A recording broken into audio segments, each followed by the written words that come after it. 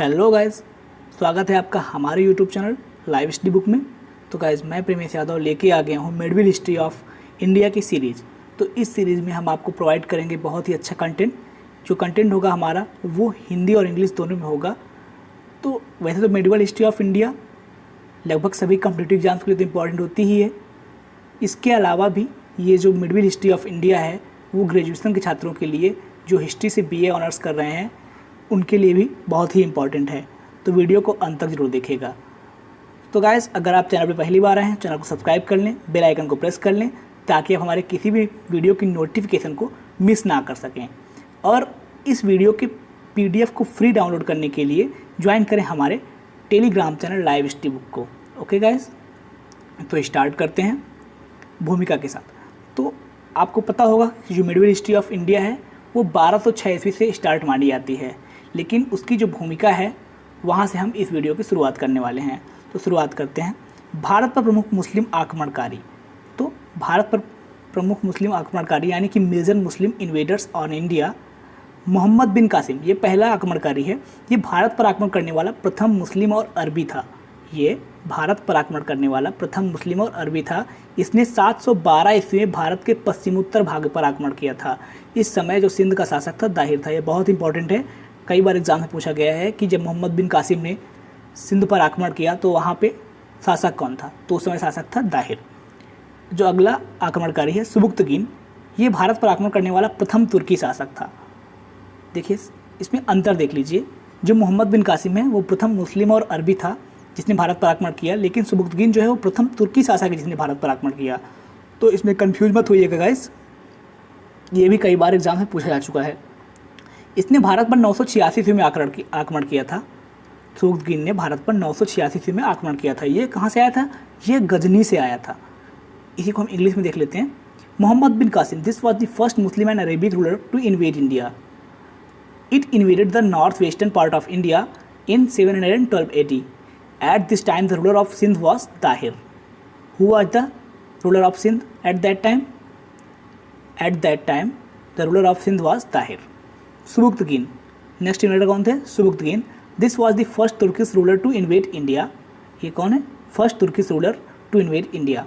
It invaded India in 986 AD. It came from Ghazni.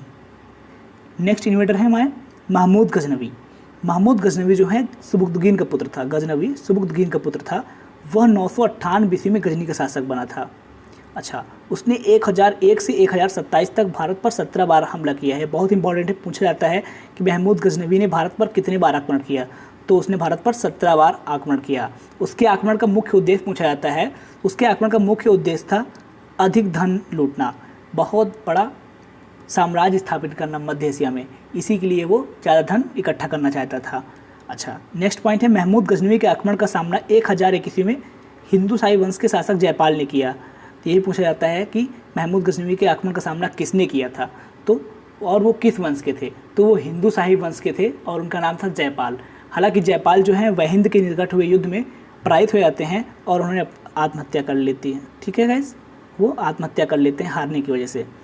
Next point है Baghdad का खलीफा अल आदिर बिल्लाह ने महमूद गजनवी के पद की मान्यता प्रदान करते हुए उसे यामीन उद्दौला और यामीन उल मिल्लाह की उपाधि दी। तो ये इंपॉर्टेंट है कि पूछा जाता है महमूद गजनवी को कौन कौन सी उपाधियाँ दी गई थी, तो इनको उपाधियाँ दी गई थी यामीन उद्दौला और यामीन उल मिल्लाह। कई जगह पे यामीन उल मिल्लाह न लिख करके यामीन उल मिल्लत भी लिखा होता है। ओके गाइस, नेक्स्ट पॉइंट है महमूद गजनवी ने 1025 में सोमनाथ पर आक्रमण किया था। ये महमूद गजनवी का सबसे महत्वपूर्ण आक्रमण था। 1025 में सोमनाथ पर जो आक्रमण किया महमूद गजनवी ने, ये इसका सबसे इम्पॉर्टेंट आक्रमण माना जाता है और ये कई बार एग्जाम में पूछा भी आ चुका है। महमूद गजनवी ने 1027 में अंतिम हमला जाटों के विद्रोह को दबाने के लिए किया था। कब किया था? 1027 में। और किसके विरुद्ध किया था ये भी पूछा जाता है। जाटों के विद्रोह को दबाने के लिए जाटों के विरुद्ध किया था एक तरीके से। और इसकी मृत्यु को हुई 1030 ईस्वी में। इसने साथ में खोवा निवासी अलबरूनी बहुत ही फेमस लेखक है, इतिहासकार है, इसको लेके आया। खोवा का निवासी था अलबरूनी, उसको लेके आया। और तारीख़ सुबुक्तगीन का लेखक बैहाकी को भी ये लेके आया और उतवी को भी ये लेके आया था अपने साथ भारत। इसी को इंग्लिश में देख लेते हैं। Mohammad Ghaznavi was the son of Ghaznavi Subutkin. It was 998 AD. He became the ruler of Ghazni. He ruled from 1001 to 1027 AD. Till India attacked 17 times. The purpose of his attack was to plunder more money. Jaipal, the ruler of Hindu Shahi dynasty, faced the invasion of Muhammad Ghaznavi in 1001 AD. In the battle of near Wahin, Jaipal was defeated and committed suicide. The Khalifa of Baghdad, Al-Adil Billah, while recognizing the position of Muhammad Ghaznavi, gave him the title of Yaminul Dawla and Yaminul Millah. Sometimes it is called Yaminul Millat. Mahmud of Ghaznavi attacked on Somnath temple in 10,025 AD. This is very important. Mahmud Ghaznavi attacked on Somnath temple in 10,025 AD. The last attack of Mahmud Ghaznavi was done to suppress the revolt of Jats in 1027 AD. Mahmud Ghaznavi died in 1030 AD. Khowa resident Al-Biruni came to India with the author of तारीख़-ए-सुबुक्तगीन बैहाकी. बैहाकी कौन है? वो लेखक है तारीख़-ए-सुबुक्तगीन का, और उतवी महमूद गजनवी के साथ ये दो सभी आए थे.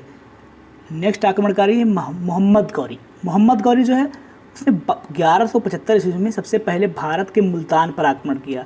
कई बार प्रश्न पूछा जाता है कि मोहम्मद गौरी ने सबसे पहले आक्रमण कहाँ किया, तो उसने मुल्तान पर आक्रमण किया, और मुल्तान पर इसका जो आक्रमण हुआ था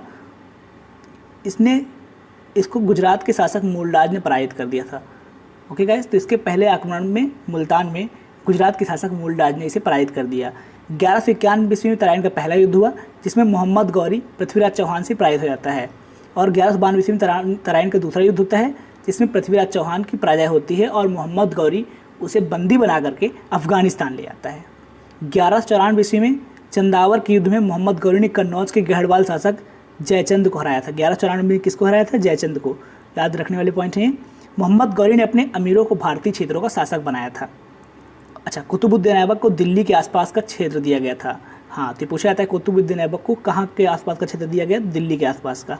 दिल्ली और दिल्ली के आसपास का, और यहीं से दिल्ली सल्तनत की स्टार्टिंग भी होती है बाद में. मोहम्मद गौरी ने सेनापति बख्तियार खिलजी ने भारत का अभियान किया. मोहम्मद गौरी के सेनापति कौन? बख्तियार खिलजी. इसने भारत का अभियान किया था, और उसने ही नालंदा और विक्रमशिला को नष्ट किया था. ये बहुत इंपॉर्टेंट है. कई बार पूछा जाता है कि नालंदा और विक्रमशिला को किसने नष्ट किया, तो इसको नष्ट किया था मोहम्मद गौरी के सेनापति बख्तियार खिलजी. अच्छा, नेक्स्ट पॉइंट है 1206 ईस्वी में खोखरों के साथ युद्ध में मोहम्मद गौरी मारा गया. पॉइंट ये पूछा जाता है कि मोहम्मद गौरी किस युद्ध में मारा गया, तो वो खोखरों के साथ युद्ध में मारा गया. ओके गाइस, भारत में तुर्की राज्य का संस्थापक भी मोहम्मद गौरी को ही माना जाता है. ओके गाइस, तो इंग्लिश में देख लेते हैं. Mohammad Ghori first attacked Multan in India in 1175 AD, but was defeated by Mullas, the ruler of Gujarat. Okay guys, the first battle of Tarain took place in 1191 AD, in which Mahmud Ghauri was defeated by Prithviraj Chauhan. But Prithviraj Chauhan was defeated in the second battle of Tarain in 1198 AD. Muhammad Ghauri captured him and took him to Afghanistan. In 1194 AD, the battle of Chandawar, Mahmud Ghauri defeated Jaychand, the Garhwal ruler of Kannauj. Muhammad Ghauri made his amirs the rulers of India territories. Qutbuddin Aibak was given Delhi and the surrounding area. Mahmud Ghauri's generally Bakhtiyar Khilji campaigned in eastern India. He destroyed Nalanda and Vikramshila. Okay guys, in 1206 AD, Muhammad Ghauri was killed in a battle with the Khokhars. Muhammad Ghauri is considered to be the founder of the Turkish state in India. तो सबसे important है 1206 AD. तो यही 1206 AD में जब मोहम्मद गौरी की मृत्यु हो जाती है, तभी दिल्ली सल्तनत की नींव पड़ती है. ओके गाइस, तो अब स्टार्ट होती है हमारी मध्यकालीन भारत का इतिहास. दिल्ली सल्तनत 1206 से 1526 ईस्वी तक माना जाता है इसका समयकाल. तो 1206 से 1526 ईस्वी तक उत्तर भारत पर दिल्ली सल्तनत के शासकों का शासन रहा. दिल्ली सल्तनत में तुर्की और अफगानी वंशों का शासन था, जो कि इस प्रकार हैं. पहला वंश है गुलाम वंश, दूसरा है खिलजी वंश, तीसरा है तुगलक वंश, चौथा है सैयद वंश, और पांचवा लोधी वंश. जो गुलाम वंश है उसका काल क्या है? 1206 से 1290 ईस्वी. खिलजी वंश का 1290 से 1320 ईस्वी. तुगलक वंश का 1320 से 1414 ईस्वी. सैयद वंश का 1414 से 1451 ईस्वी. और लोधी वंश का 1451 से 1526 ईस्वी. ठीक है गाइस, इंग्लिश में देख लेते हैं. दिल्ली सल्तनत till 1206 to 1526 AD, the rulers of Delhi Sultanate ruled over North India.